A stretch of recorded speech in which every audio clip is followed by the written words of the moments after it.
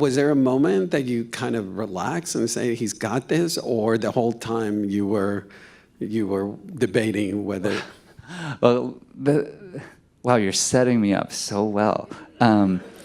So the other issue was that I had to beat him to the top so I had my Verite camera guy, Claire, the DP, who basically shot the whole morning, shot him getting ready at the base, shot him leaving. He had to run all the way up El Cap to the top, which normally takes like a very strong athlete, like 3 hours. So he went to the top. So he was going to film the top out because all of the high angle guys are on the wall.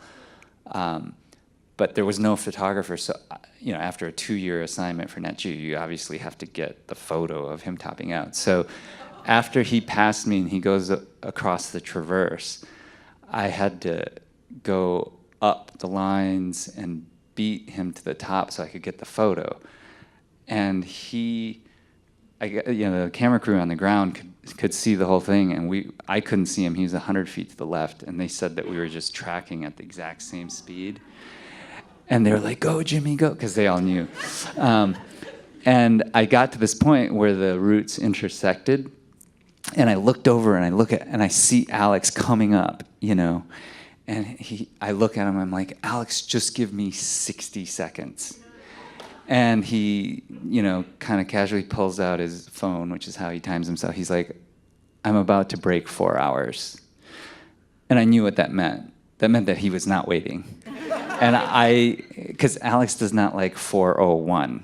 Right. He was already going to like obliterate the previous speed record on Freerider, which he owned anyways.